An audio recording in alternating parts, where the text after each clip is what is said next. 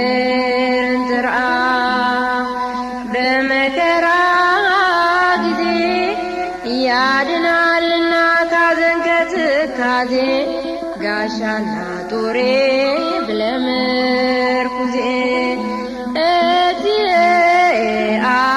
እግዚአብሔርን ጥራ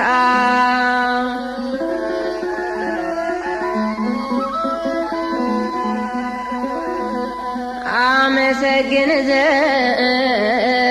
እነሳለሁ በኩለ ሌሊት